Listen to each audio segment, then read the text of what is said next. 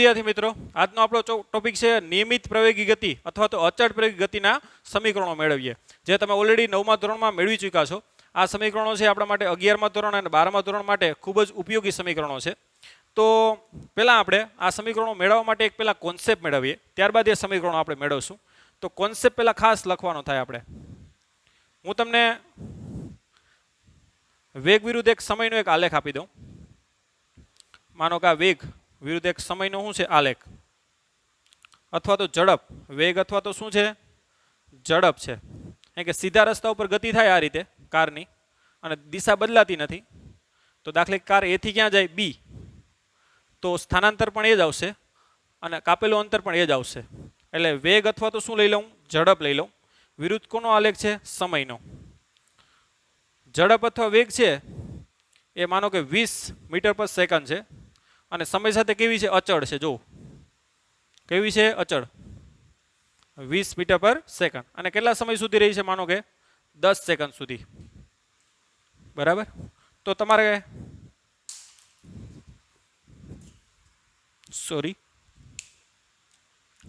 તો આપણે કાપેલું અંતર મેળવવું હોય તો ઝડપ બરાબર શું થાય, કાપેલું અંતર ના છેદમાં સમય. તો કાપેલું અંતર ડી બરાબર શું થાય, ઝડપ. આપણે ઝડપનો સિમ્બોલ વી લઈ લઈએ. તો ડી બરાબર શું થાય, વીટી. એટલે કાપેલું અંતર, વેગ કેટલો છે આપણો, સોરી ઝડપ કેટલી છે, 20 મીટર પર સેકન્ડ. સમય કેટલો છે, 10. એટલે કાપેલું અંતર કેટલું આવશે, 200 મીટર. આપણે ખબર છે કે વેગ વી બરાબર શું થાય, તો કે સ્થાનાંતર ના છેદમાં શું થાય, સમયગાળો. સમયગાળો ટી ગયો, ડેલ્ટા ટી ગયો, માટે સ્થાનાંતર ડેલ્ટા એક્સ બરાબર શું આવશે, વીટી. અહીં વેગ પણ કેટલો છે, 20 જ છે, કેમ કે દિશા નથી બદલાતી, એટલે વેગ અને ઝડપ એક જ કહેવાય. તો એ કેટલો આવશે, 20 ગુણ્યા સમય કેટલો છે, 10. એટલે સ્થાનાંતર પર કેટલો આવશે, 200 મીટર. ઓકે, ચાલો. હવે આપણે આ વેગ વિરુદ્ધ સમયનો જે આલેખ છે એના દ્વારા ઘેરાતું આપણે ક્ષેત્રફળ મેળવીએ. કોઈની અક્ષ પર, તો કે સમયની અક્ષ ઉપર આપણે ઘેરાતું શું મેળવીએ, ક્ષેત્રફળ મેળવીએ. તો ક્ષેત્રફળ બરાબર શું થાય, લંબાઈ. લંબાઈ કેટલી છે, 10. ના પહોળાઈ કેટલી છે, 20. તો એ ક્ષેત્રફળ કેટલો આવશે, 200 મીટર. 200 ટૂંકમાં આ મીટર, આનો એકમ શું થાય, આ શું છે, સેકન્ડ. આ મીટર પર સેકન્ડ, એટલે સેકન્ડ ઉડીએ, એટલે શું આવશે, 200 મીટર. તો ક્ષેત્રફળ કેટલો આવશે, 200 મીટર. એનો મતલબ એ થયો કે ભાઈ આ ક્ષેત્રફળ મેળવી લ્યો તો તમને શું આપે, તો કે કાપેલું અંતર. શું આપે, કાપેલું અંતર, અથવા તો શું આપે, સ્થાનાંતર. તો એનો મતલબ શું થયો કે ભાઈ વેગ વિરુદ્ધ સમય અથવા તો ઝડપ વિરુદ્ધ સમય ના આલેખ દ્વારા ઘેરાતા પ્રદેશનું ક્ષેત્રફળ એ સ્થાનાંતર અથવા તો શું આપે, કાપેલું અંતર આપે છે. વેગ વિરુદ્ધ સમયનો આલેખ હોય તો સ્થાનાંતર આપે, ઝડપ વિરુદ્ધ સમયનો આલેખ હોય તો કાપેલું શું આપે, અંતર આપે. આમ આપણે એક કોન્સેપ્ટ મેળવો જે એકદમ સિમ્પલ છે કે ભાઈ તમે સૂત્રથી મેળવો અને જે કાપેલું અંતર અથવા તો સ્થાનાંતર આવે એ, અને આ ઘેરાતા પ્રદેશનું ક્ષેત્રફળ મેળવો તો બંનેના આન્સર કેવા આવે, સેમ. એનો મતલબ કે વેગ વિરુદ્ધ સમયના આલેખ દ્વારા ઘેરાતા પ્રદેશનું ક્ષેત્રફળ એ તમને શું આપશે, તો કે કાપેલું અંતર અથવા તો શું આપશે, સ્થાનાંતર આપશે. તો આ કોન્સેપ્ટ આપણે ખાસ લખવાનો થાય. હવે અહીંયા ધ્યાન આપજો. માનો કે આલેખ આ રીતના છે.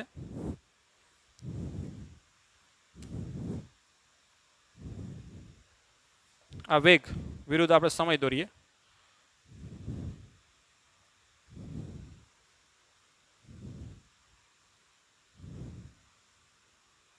આ પ્રકારનું ટૂંકમાં આલેખ છે વેગ વિરુદ્ધ સમયનો. તમને કીધું કે ભાઈ કાપેલું અંતર મેળવો. શું મેળવો? કાપેલું અંતર. તો આની ગતિ કેવી થાય એ પહેલાં જોઈએ આપણે કે ભાઈ અહીંયાથી ગતિ ચાલુ થઈ, માનો કે ઉદ્ગમ બિંદુથી ગતિ ક્યાં થઈ? ચાલુ થઈ, અથવા ગમે ત્યાં ચાલુ થઈ. આ ઉદ્ગમ બિંદુ લઈ લે આપણે. કાર એથી ક્યાં ગઈ? ક્યાં ગઈ કાર? બી ઉપર ગઈ. અને એનો વેગ શું થતો ગયો? પહેલાં તો કારનો વેગ એથી બી જાય છે. પહેલાં કારનો વેગ શું થાય છે? વધે છે, વધે છે. કેવો થઈ ગયો? મહત્તમ. કેવો થઈ ગયો? મહત્તમ. હજી માનો કે આમાં ક્યાંય પહોંચી છે, એનો વેગ કેવો થઈ ગયો? મહત્તમ. પછી કારનો વેગ શું થાય છે? શું થાય છે? ઘટે છે. અને કારનો વેગ કેવો થઈ ગયો? 0. અને ક્યાં પહોંચી ગઈ? બી ઉપર પહોંચી ગઈ. ધ્યાન આપજો, કાર ક્યાં પહોંચી? બી ઉપર. કારનો વેગ અહીંથી ચાલુ થયો. આલેખ પ્રમાણે તમને સમજણ હોવી જોઈએ. કારનો વેગ અહીંથી શું થયો? વધ્યો છે. માનો કે વચ્ચે ક્યાંક કેવો થઈ ગયો? મહત્તમ. પછી કારમાં બ્રેક મારવામાં આવે. કાર જાય તો આમ જ, કારણ કે વેગ જો ને ધન છે ને, વેગ કેવો છે? ધન છે. એટલે કારને પછી બ્રેક મારે, પછી કારનો વેગ ઘટતો જાય, ઘટતો જાય. કેવો થઈ ગયો? 0. હવે જો અહીંથી કારનો વેગ ઋણ આવે, ઋણ આવે એનો મતલબ કાર શું થઈ ગઈ? અહીંથી પાછી વળી ગઈ. કાર શું વળી ગઈ? પાછી વળી. પાછી વળી અને વેગ શું થાય છે? વધે છે. વેગ ઋણ છે એનો મતલબ કાર આમ આવે છે ને, ઋણ એક અક્ષ તરફ. ખ્યાલ આવ્યો તમને? આ ધન એક અક્ષ છે. કાર પાછી વળે છે અને પાછો વેગ એનો કેવો થાય? મહત્તમ થાય વચ્ચે.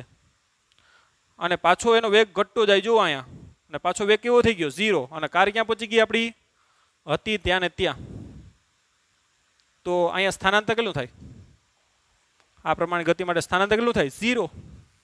અને પથલંબાઈ કેટલી થાય? 2ab થાય ને, કે જવાનું ab અને આવવાનું ab. કેટલું થાય? 2ab. તો આમાં તમારે હવે આ વેગ વિરુદ્ધ સમયનો આલેખ છે, એમાં હવે તમારે શું મેળવવું હોય? સ્થાનાંતર ને પથલંબાઈ મેળવવી હોય તો કઈ રીતે? એમ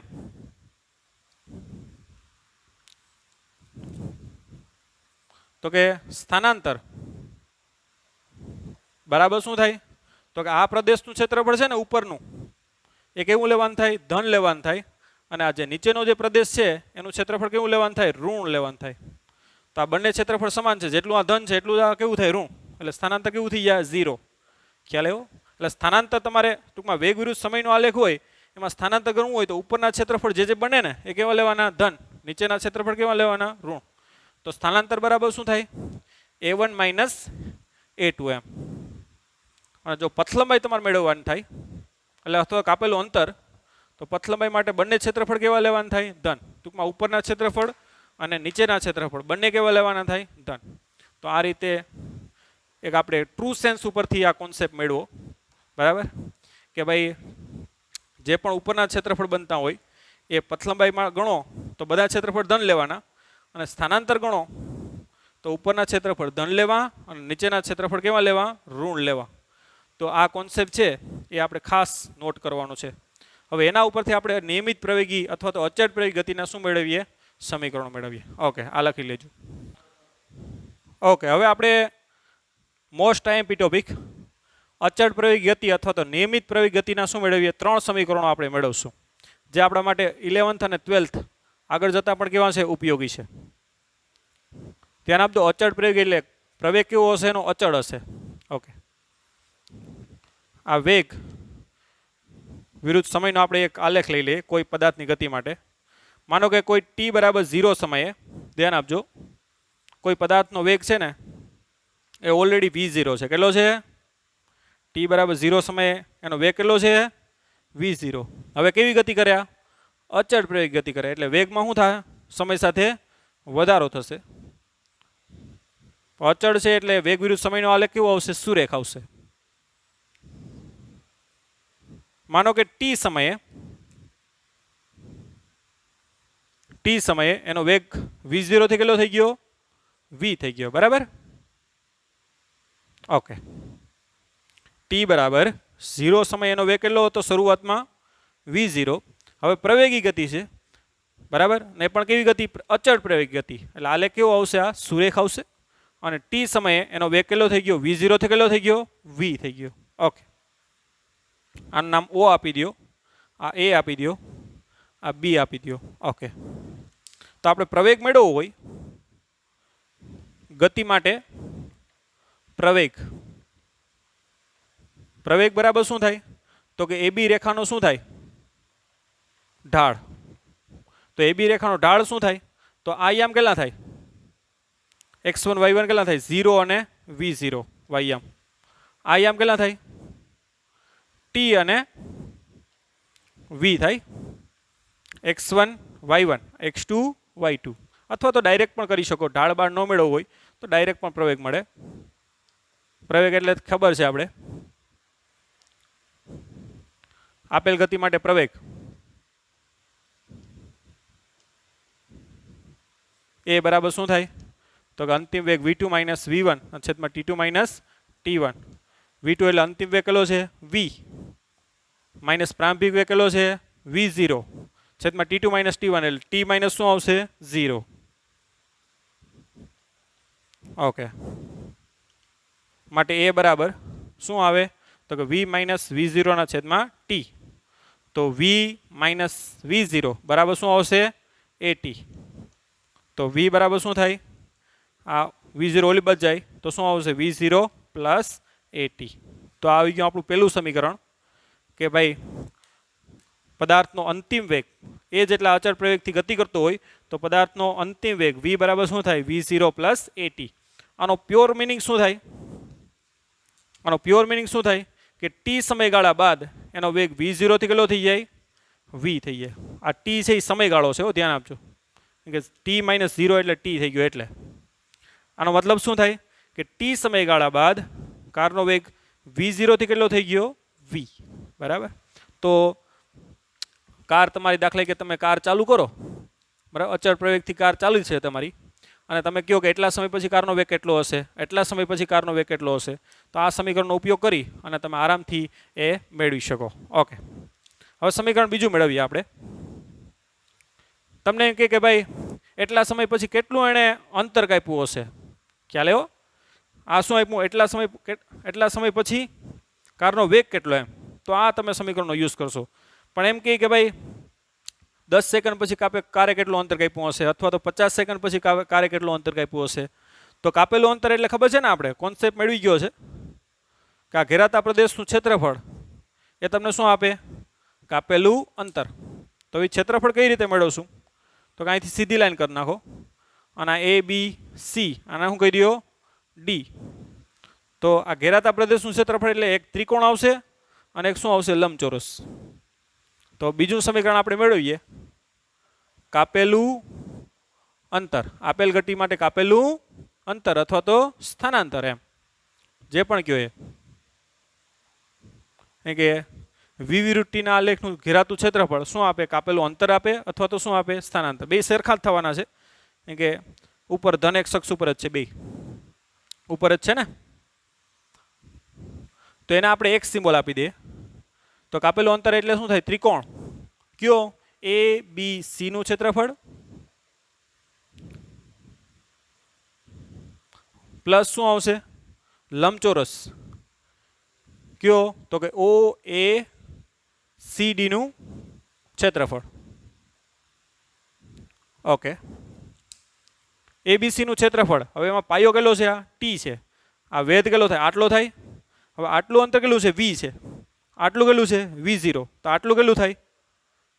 v માઇનસ v0. આટલું કેટલું છે? v છે ને. આટલું કેટલું છે? v0. તો આટલું કેટલું થાય? v આખામાંથી આટલું કાઢી નાખો તો આટલું વધે, એટલે આટલું કેટલું થાય? v minus v0. ઓકે, તો x બરાબર 1/2. પાયો કેટલો છે? t. અને વેધ કેટલો થાય?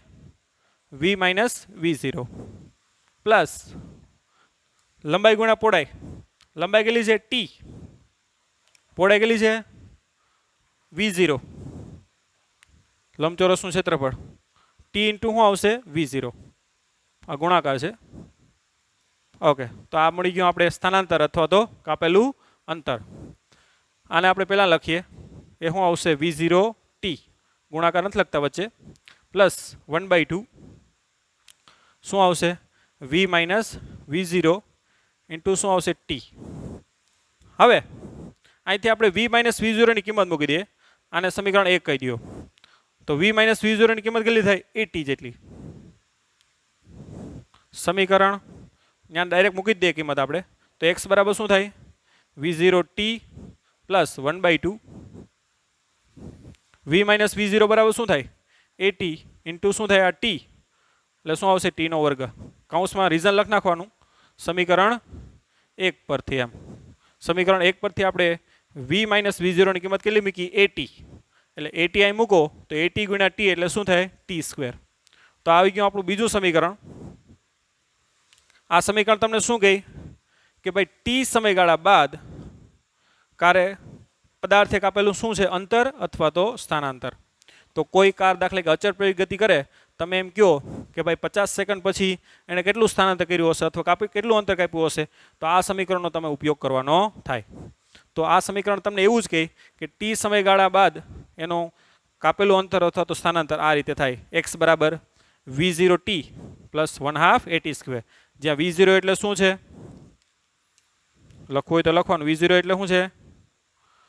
પ્રારંભિક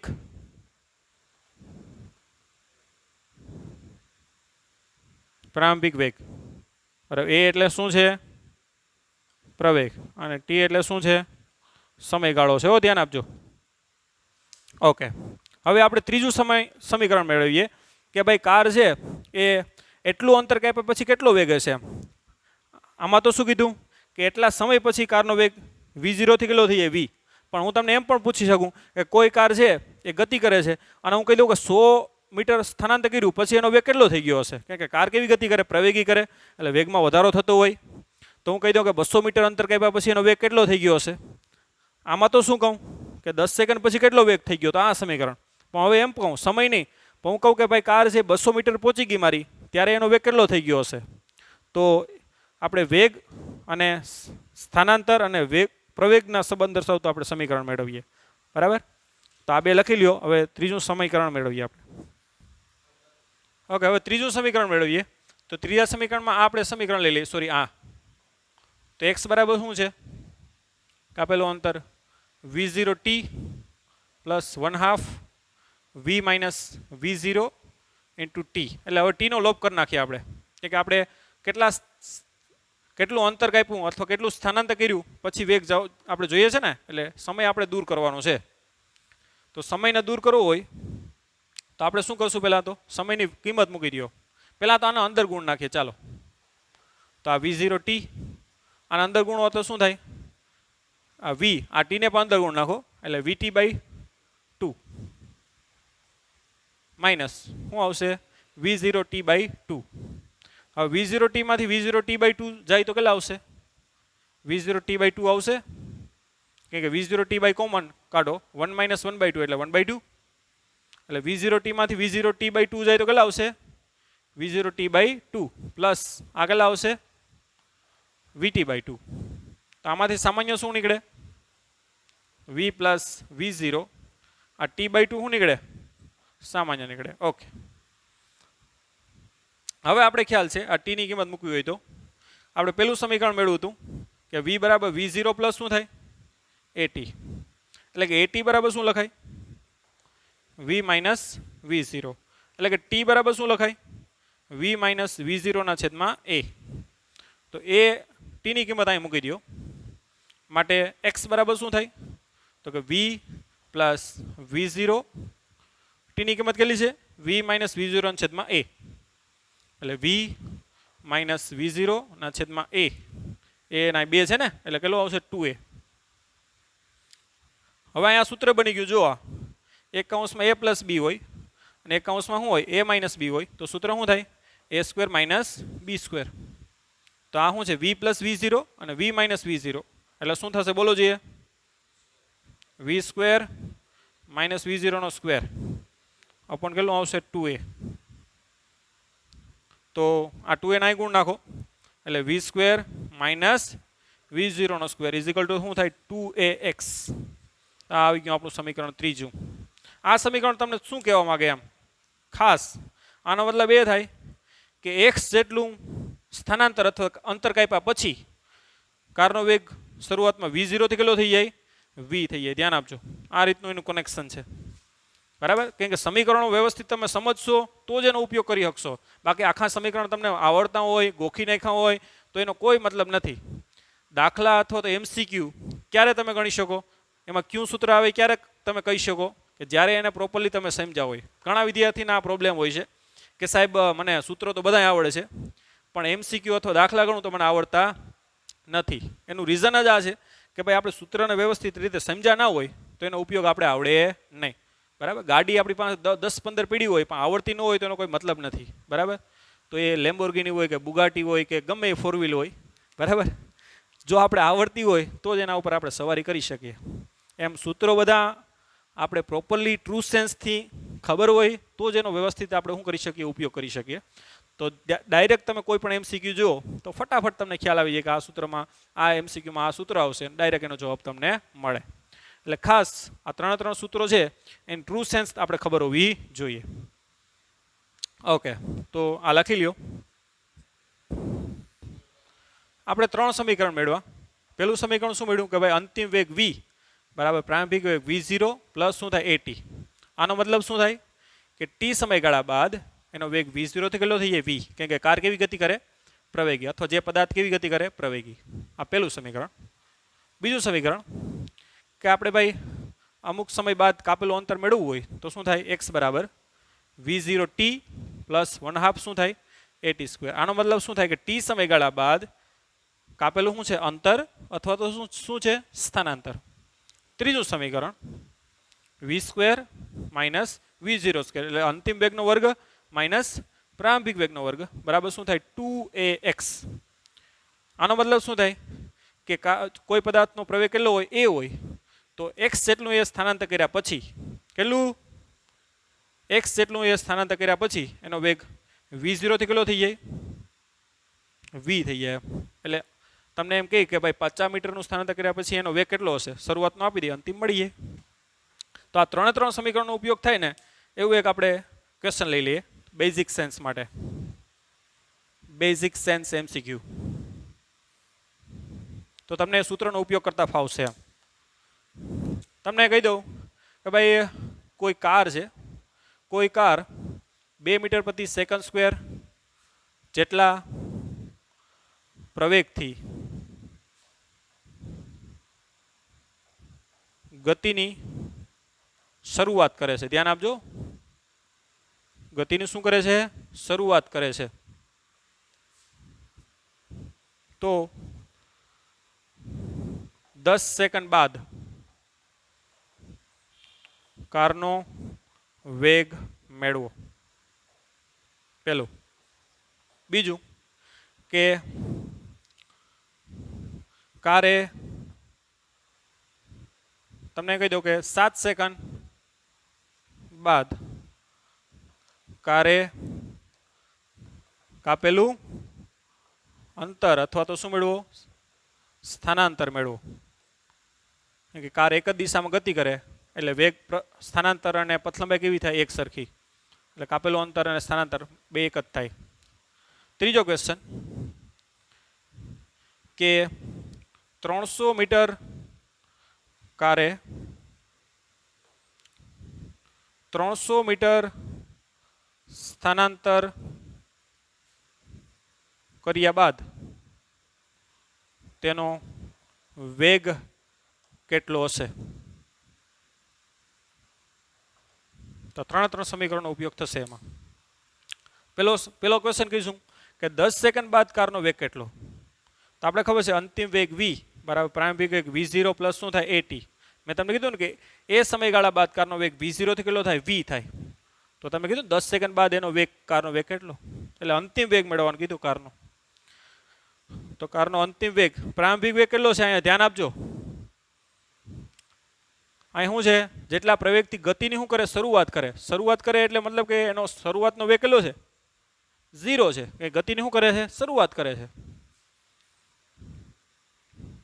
એટલે કહી દેવાનું કે અહીં v0 પેલો ક્વેશ્ચન v0 બરાબર શું છે 0 અને t બરાબર કેટલી સેકન્ડ આપી દીધી 10 સેકન્ડ એ સમયગાળો છે ધ્યાન આપજો તો અંતિમ વેગ v બરાબર પ્રારંભિક વેગ v0 પ્લસ શું થાય at એટલે કે 0 પ્લસ પ્રવેગ કેટલો આપ્યો અહીં તમને અહીં મૂકી દો આપેલ કિંમત 2 મીટર પર સેકન્ડ સ્ક્વેર એટલે કે 2 ગુણ્યા સમય કેટલો 10 એટલે કે 20 મીટર પર સેકન્ડ.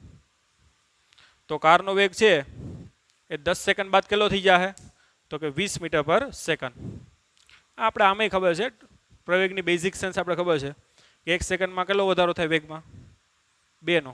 1 સેકન્ડમાં 2 થઈ જાય, 2 સેકન્ડમાં 4, 3 સેકન્ડમાં 6, 4 સેકન્ડમાં 5 સેકન્ડમાં 6 સેકન્ડમાં 7 બરાબર. એવી રીતે 10 સેકન્ડ કરશો તો કેટલો થઈ જાય 20. તો એ સૂત્ર વગર પણ થઈ જાય બરાબર. આ સૂત્ર આપણે સિમ્પ્લિસિટી આપે. બીજો ક્વેશ્ચન શું કીધું કે 7 સેકન્ડ બાદ કાપેલું અંતર. તો આપણે કાપેલું અંતરનું સૂત્ર ખબર છે v0t પ્લસ 1/2 શું થાય at સ્ક્વેર એટલે x બરાબર આ v0t. હવે શરૂઆતનો વેગ 0 છે એટલે આ 0 થઈ જાય પ્લસ 1/2 એ એટલે કેટલો આપ્યું 2 અને કેટલી સમય 7. 7 નો વર્ગ કેટલો થાય 49. તો 2 કેન્સલ તો 7 સેકન્ડમાં કાપેલું અંતર કેટલું થાય 49 મીટર. પછી ત્રીજો ક્વેશ્ચન કે કાલે 300 મીટર સ્થાનાંતર કર્યા બાદ એનો વેગ કેટલો હશે. તો ત્રીજું સમીકરણ મેં તમને સમજાવ્યું જ છે વ્યવસ્થિત. v square minus v0 square is equal to શું થાય 2ax એટલે કે v સ્ક્વેર શરૂઆતનો વેગ કેટલો છે 0, 2 પ્રવેગ કેટલો છે 2 કેટલા મીટરનું તો કે 300 મીટરનું સ્થાનાંતર કર્યા પછી. તો x કેટલો આપ્યું 300 તો v સ્ક્વેર બરાબર કેટલું થાય 3 દુ 6, 6 દુ 1200 અને 1200 નું વર્ગમૂળ કેટલું થાય 1200 નું વર્ગમૂળ 1200 નું વર્ગમૂળ કાઢતે ભાઈ